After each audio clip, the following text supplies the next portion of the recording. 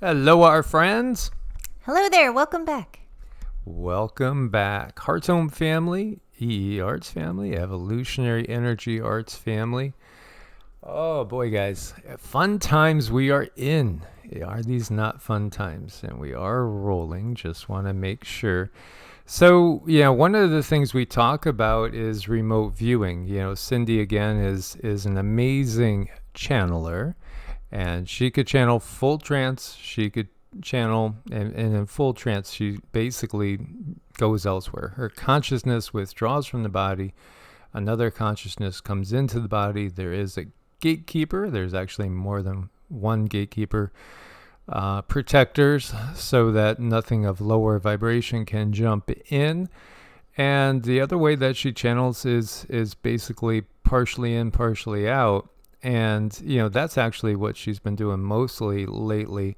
At different times, it seems, depending on how busy we are, how crazy we are, how stressed we are, because some of it is honestly the ability to get to a certain place as far as your brain wavelength to step out. It does take training, and Cindy's had training through multiple lifetimes of doing that.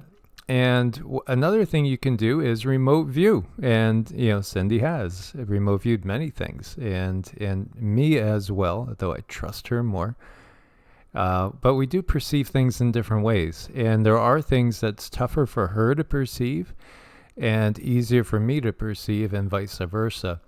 So the CIA, the FBI, the KGB, the OSS, the SS. I mean, when you go back through history, all these secret organizations, and we do have many, many, many declassified documents that they utilize psychic, espionage, things like remote viewing, things that we would call paranormal abilities. For me, I've been interested in this ever since I was a little kid in grade school. Always, always, always. But then I was a strange little kid that was blessed to be growing up in a creepy old house, and I had a closet within a closet, and I would go in that closet and I would meditate with the lights out. And little did I know I was doing a little sensory deprivation to help myself get out of body. I mean, it is curious how we do things as children and we don't even realize that it's bizarre, unusual until we get much older and we're like, well, no, I thought everybody did that. I thought it was normal. Just like my ability to see people that were no longer embodied, to see people who had passed on, to animals too. On the farm, there were farm animals that no one could account for, but only myself. And that's because I thought they were real. Everything to me was very real, just like Mike is sitting here right now. I could not tell the difference. When I was younger, it wasn't until I was older and I was told what was going on, but I was told in a way that someone says, well, no, those things were not there. But that made me take a step back, because it was there. It was there just as Mike is here right now. So then I realized, oh, okay, so at the time I was not splitting. I didn't know how to split the pineal gland. I didn't know one was the third eye and one was the two eyes. I had no idea. It was all the same. So when we grow up, we go through puberty, we tend to forget about this, or we lay it aside, or life happens, we get busy. But it's you can look back and reattain that through some work and dedication. It can come back. So if you were a weird kid, you can be weird again. Oh yeah, I was I was definitely a weird kid. There was a comment saying, you spoke of 970 AD, and the map of 970 AD showing the Kievan Rus. Go back farther. Well, shoot, I did that at 8 years old. I was studying ancient maps at 8 years old. I was reading almanacs for fun when people were reading Mr. Pine's Mixed Up Signs. Yeah, I mean, it just is who I am. I couldn't, I've never been able to stop a quest for knowledge.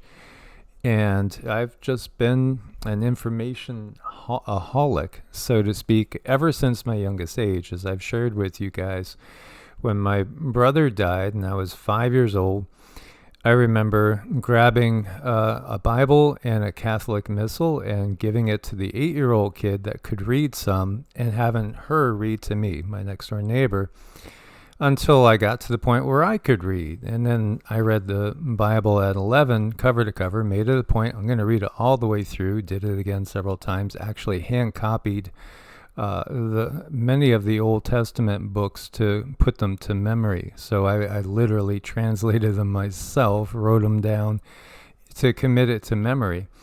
And, and again, like I was saying, almanacs and things like that. Now, my mom was a kind of avid historian, so it was something that was a passion of hers, and we had tons of books. That's the one thing we had. We were always week to week with paychecks, and yet we had tons of books, tons of information. But that's not by chance, because we select our parents, and this is part of a big reveal. Yes, we do select our parents. We choose who we are going to come in and incarnate with. So if we ever say, man, I would never have chosen my parents, well, the big reveal is you did. Now, the reason why, that's the question. That's the thing you need to meditate on. And here we have a remote viewing evaluation protocol that's Declassified Freedom of Information Act. This is the electronic reading room. There's millions of pages here, millions of pages. This was released way back in 1998, and it gives you a protocol. And as we see here, the CIA releases 13 million pages of declassified documents online. Of course, this is from 2017. That was an eventful year. They understood how eventful it was. That there's never any just coincidences with timing, because again, we are on that roller coaster ride, and we're getting into the thick of it. We're all going to be hanging on tight for this ride, what we're going through now, and the next couple of years ahead, and even beyond that. So why do they do this? Well, they have to do it for karmic reasons. They understand bigger treaties and bigger things that are coming down the line that they do not let even presidents know about in many ways. Again, there's the shadow government behind the government, and then there's those, Aleister Crowley used to refer to a group of beings as the secret chiefs. Yes, there are secret chiefs, and they're not human. They're not Homo sapiens. Let's just put it at that. And here we see the Kremlin's psychic spies, of course, because again, even though there is ultimately one control grid over the planet, within that control grid is a bunch of competing tribes, for lack of a better word, entities that are competing, that are playing games. To them, again, humans going off on the battlefield is just like somebody playing a video game of chess or Risk or Stratego. I'm really dating myself for anybody know any of those games. I know, just kind of imagine that these entities are feeding both sides of the spectrum, anything and everything that they might need to go up against one another, feeding them things such as much money as they could ever need, technology, and letting these two sides kind of go at it, when in reality it is that one very top pillar that's making sure there's plenty of fuel for the fire. So you have a retired KGB Major General, Boris Ratnikov, has a story to tell about the Soviet and Russian intelligence services' use of psychic espionage in the Great Game. Oh, because they do view it as a game. It's all a game to them in so many ways. Now, while it might sound fantastic to some, no, absolutely. Cold War era remote viewing programs in both the U.S. and Soviet Union, extremely real. Not just a little bit of money, not just a little bit of effort. This is major. And in reality, when you look at it, even with what they've given us, it's only touching the surface. There's reasons why they watch entire families.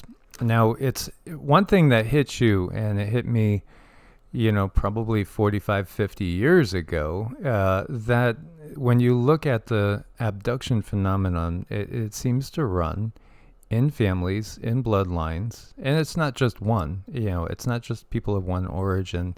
And there's not just, one particular group to look at, like, oh, okay, this is, Anunnaki bloodlines, and they're going to watch that. No, there's bloodlines from all over the place. There's many different humanoid species that can interbreed, that have been on Earth and have interbred. And again, when you're talking about quote unquote fallen angels, this is what you're talking about. And as we were pointing out, Genesis 6, the sons of the gods saw the daughters of man, and they were beautiful, and they took wives amongst themselves. Yeah, and you go into other myths, and they talk about the opposite too. They talk about female goddesses deciding to take human male husbands and interbreeding, and all different tribes. We have the Tuatha De Danann. We have, again, the Tuatha De Danann are one particular group of ETs. Again, when we are in the Bronze Age, it's really interesting here. And we are going into the Bronze Age. The Bronze Age is interesting because you got the good, the bad, the ugly, and everything in between. You sure do. You have all kinds of information that we're not really privy to. The Bronze Age brings with it a lot of discoveries. In fact, I think when it comes to the Bronze Age, it's something that really helps us measure our own capacity for what can we perceive, what are we capable of channeling. It's just a wonderful time for self-exploration for us, and ultimately our universe that we live in. It's like we're little children. First we crawl, then we start to walk a little bit, and then we start walking a little faster, maybe take a few steps to see how fast we can go. But it is very much like a cycle, like growing up, and that's an exciting age where you get to look at new things, discover new ideas. You really throw your senses out there and see what you can feel, taste, touch, smell, and perceive. That's a big one. It's a big time in our evolution. It is. It's an exciting time, and so much of the myths and legends that we have really just come from the Bronze Age. As the Golden Age is this really dim, faded memory, way, way far away, that we almost can't even conceive of.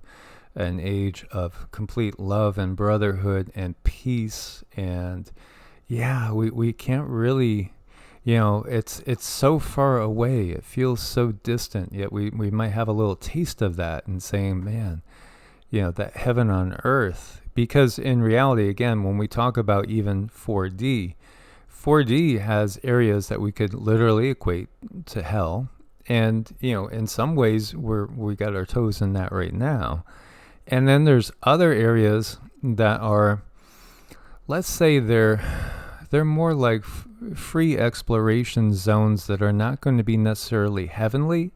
They might be a little bit more mundane, like different decisions for you. Okay, what if I didn't choose this career? What if I didn't move out of state? What if I did move out of state? What if I'd never had that fight with my brother or my sister and we remained, all these different possibilities can play out in different realms. And again, this is part of the exploration of consciousness. And ultimately, that's what's going on. Boy, does it feel heavy down here. My body is heavy.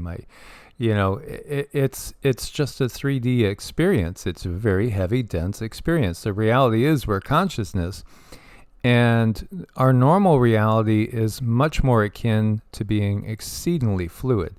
And we can change that at the drop of the hat. Instantaneously, we can change things. And this is a value in gaining the ability to gain control over your dreams. Recognize what's going on. If you're starting to have a nightmare, take control of that nightmare. Lucid dreaming. Lucid, recognize what's going on, turn it around. Again, when I was, I'd say 8 or 9, I was going through for one, I was living in a creepy house where the gentleman that was there committed suicide, and there was definitely a lot of dark entities there, and they were trying to feed off me by scaring me. And the guides showed me clearly, when they go and try to scare you, become bigger than them, because you can. And really, this is part of the reveal. All these dark, quote unquote, demonic constructs, many of what we call demons, are not souled beings. They are just basically constructs, and Rama agrees. They are thought forms that are created by fear, often, sometimes by intention. Other times they are what we have referred to in Taoism as Po energy. Po energy is earth energy per se, that is a part of our being. And when we die the physical death, when we shed the body, and Rama wants to give his 2 cents to this, when we shed the body, the Po energy should go back into the earth and be utilized in other ways. Sometimes that energy will not dissolve into the earth and instead will take a life of its own. And often it can be as a shell of the individual that was here before, even when the soul moves on. And when what we call the Hun, the spirit guides, the angelic presence around us, moves on as well. So, what the guides had showed me was, don't show fear. In fact, turn it around. Become bigger than them, and they will run from you. And that's actually what happens. So, we have cleared thousands of what you would call demonic entities over the years. And, before doing the channel, I was doing that for a group of paranormal researchers, going and clearing houses, clearing spaces, buildings, businesses, where there were quote unquote haunting events happening, and they just wanted it to stop. So when we look at this is all real. This is absolutely real. It's declassified, and they've only declassified really just a little bit when you get down to it, even though it's millions and millions of documents and pages. How to escape the confines of time and space, according to the CIA in the 80s. And people have talked about this, the Gateway Experience, Robert Monroe. And again, there are guides here.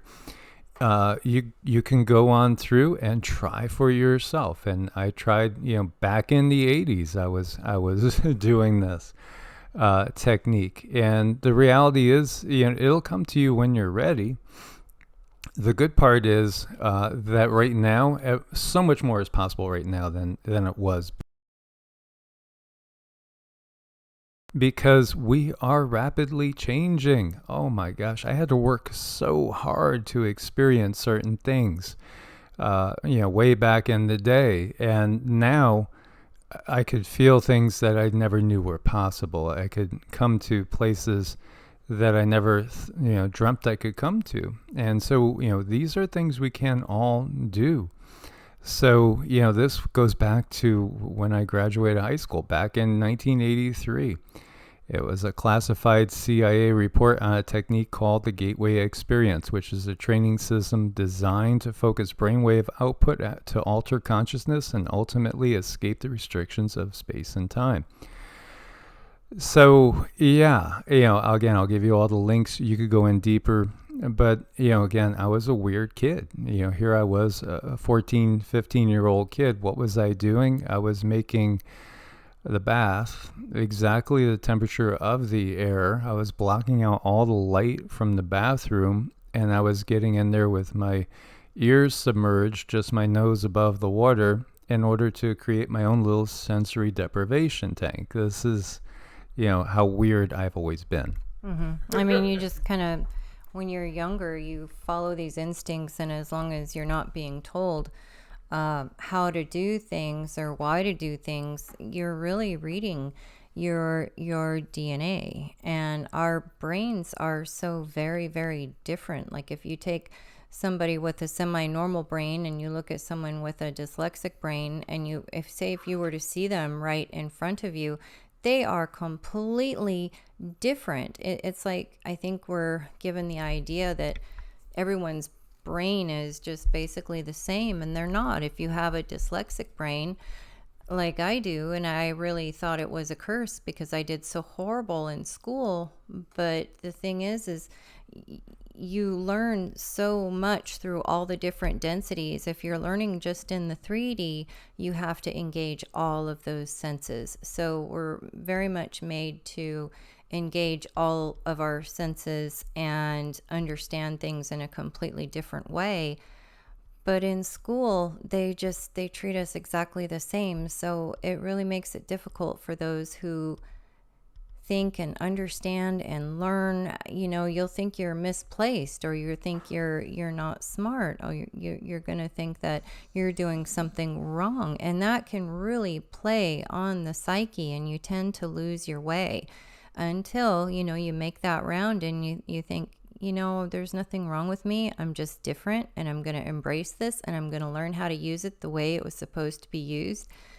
Many shamans out there, it was so important for them to be able to reach way into the etheric and read the energy, say for hunting, for example. You have a group of hunters and they need to know, well, which direction do we go to find a deer? That shaman's going to be able to read the energy and point the hunters in the right direction. And he better be right, because, if you don't bring back a deer, sometimes that can, take a big bite out of many people in the tribe due to starvation. So many of us were made to do different things in different ways that are just nowhere near what we've been educated to do in this world.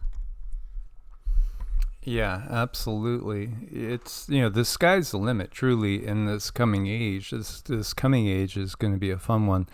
And again, some have said, so are we going straight to the golden age? No, we go through the cycles. So, again, from a dark age, a Kali Yuga, to a bronze age, and then we'll go to a silver, and then to the gold, and, basically repeat the way on the way down. But the individual always has the possibility to achieve what we would call ascension. And, there is always the chance to go to the higher realms. And we've covered that before, and we will touch on that again, because there are examples out there in many of the great treaties on consciousness, such as, the Mahabharata and the Vedas, and many other books as well. Here you see a picture of what was sketched and the actual object they were trying to pick up impressions of. So you can see things, can be somewhat correct, but also off. But again, it depends on the person. It really depends on the person. Like, Cindy's ability is really impressive. But here you have people that they're training in the military, and the people that they're letting us know about, because they're not going to let us know about their top people by any means. This is what we have to realize too, because there is war going on as we speak. There always has been. CIA observed life on Mars in 1984. Yeah, of course. Again, this is a little bit of a leak. There are humans working with reptilians on Mars under the surface, mostly. This is just a give. This should be something that people understand, though. Again, everything is distorted. Like they make Venus out to be just incompatible with any sort of life, and then again, Mars is war and Venus is love. And there is truth behind that too. There really, really is truth behind that, because again, when we look to Mars, it's gone through massive warfare, massive cataclysm. And when we look to Nibiru is basically a planet on life support. And it's really, really sad because the same system that ruined Nibiru has pretty much ruined Mars. and now it wants to ruin Earth. And this is the reality. When we talk about the Martian, propensity for war, that came here because these elites, these bloodlines, these families, they trace back to Mars.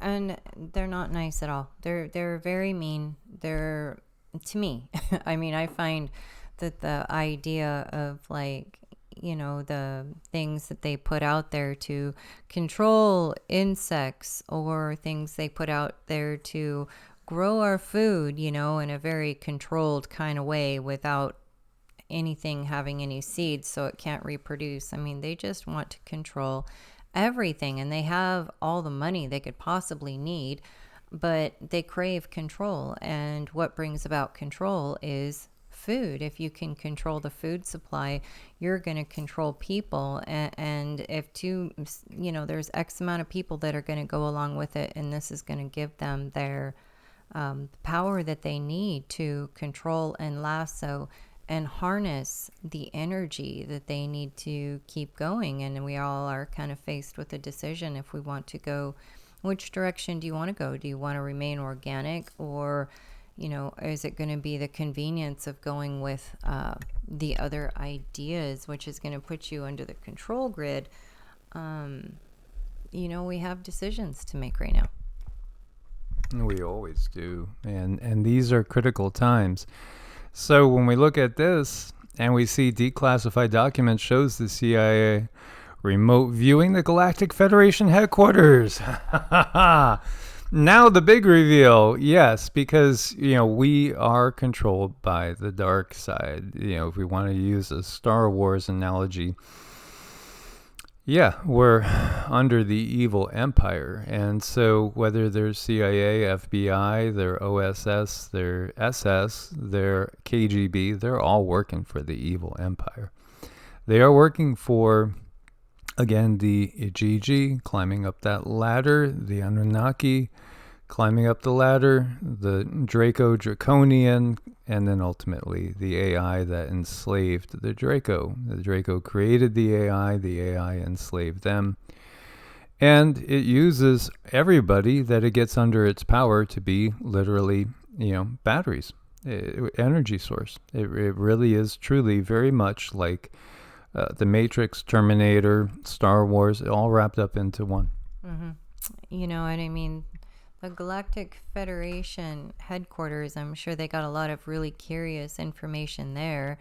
And there's all kind of beings working for the Galactic Federation. There's no one size fits all working for this, because it is a group of entities that are here to help human evolution to, whatever degree is possible without stepping in and taking over your human life, because this is our experience. We are coming down here to learn and expand on our own. So a lot of people say, well, why don't they just come down and, rest all the bad people? Well, we are supposed to rise up because we can. This is our opportunity to create ourselves in such a way that we can join a group like this, a group of entities, and evolve past the darker forces that are in control right now. This is our opportunity. Yeah, and some have said, okay, well, is it the Galactic Federation of planets, the Galactic Federation of world, the Galactic Federation of light? We've only known it as the Galactic Federation, period. So again, they do what they do. They do what they do. And what they do is they understand, we're going to learn this, we're going to learn that, we're going to put this together with that together. And, hey, we're going to recognize we're not alone. So what are they going to do? Well, they understand that we understand the concepts of different Pleiadian type beings and what they look like. And yeah, they'll acknowledge that many of your angels are actually these Pleiadian type of beings. And then they will introduce, the bad ones as the good ones. And yes, they will introduce counterfeit galactic federations at some point, because again, they need to control the narrative, and they understand that we're awakening. So when you have people like the former head of Israel's defense ministry saying, yes, the Galactic Federation is real. Again, they're going to have to, because it's been channeled by so many people. So many people are in contact with the Galactic Federation. And yet there's also out there counterfeits as well, trying to grab a hold of people. Now, this is why you really need to work on your vibration. If you're still eating junk food, if you're still taking big FARMA, if you're still getting, DRUNK, your vibrations are getting lowered at certain times, and you can be totally manipulated.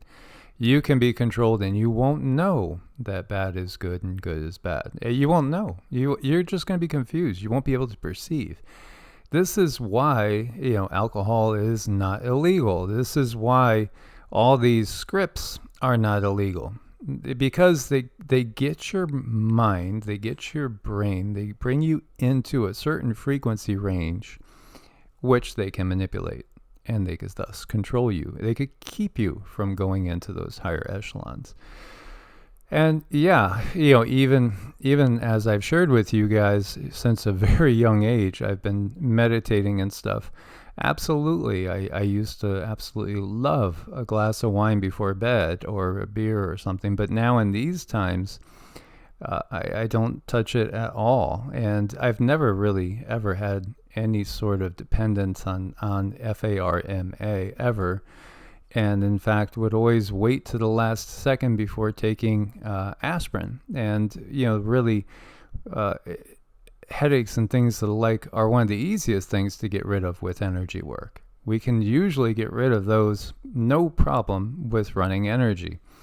And if humanity realized that they could do this too, your husband has a headache, well, run energy on him. And there's many different techniques out there, from Reiki and Qigong and other energy healing techniques. And yes, if we were better business people, we would come up with our own system, and we would cash in on this, and we would have, property that actually had, running hot water and a working stove. But it's not what we value. We don't value the money of the system. We utilize enough to keep us going until we're ready to, be like the rest of people that are going to stay out of the system when it's time, and be completely back with nature. We don't want to become part of the problem. That's why we really haven't, prioritized that. We recognize that it's going to be a challenge for people in the future, and again, we want to be able to stay outside of the system. But yes, absolutely, you can learn how to do these things. It's really through intent. It's through building that connection to the earth, learning how to ground yourself. Learn a mind-body breath technique, whether it's yoga, qigong, tai chi, any of these. Learn one of them, stick with it, and consistently stay away from that which lowers your frequency. I mean, it takes time, but it's worth it. You have to decide, what do you want to do? I do think it's worth it to take the time for the mind, body, breath work and grow your energy field. That ultimately is going to make you healthier and less dependent on the Western medical system that we have. And even, if you're able to heal with herbs, with plant medicine, all of these things, because of the sad Western diet, they're really blocked from working because they load the cell full of sugar. And when the cell is full of sugar, it cannot accept anything that it really needs that is of value to help it heal. So they kind of got us, they kind of get us coming and going. But once you step back and you realize the truth of things, you can really re-situate yourself in a way that's healthier for you and your family. And again, I would recommend you guys check out our Healing Through Energy Work, Qigong, and Meditation playlist. There's 53 videos there. 53 videos where hopefully you could gain some interesting understanding and utilize these things in your lives. There's a short Qigong program, and then there's an hour and 12-minute long full class. And there's many other different meditations. Again, 53 videos that we put up there on that particular playlist. There's also a playlist over on Evolutionary. So yeah, why would they be wanting to, keep track of the Galactic Federation? Because the Galactic Federation came together when Tiamat was destroyed. That's when the Galactic Federation came together. And the Galactic Federation was a part of the rebuilding of Tiamat into Earth and the reseeding of the Earth with different species from all over. If you look at humanity and you notice there's pygmies that are 3 feet tall, there's giants that are even to this day 7 to 8 foot tall, and there's been much larger ones as well.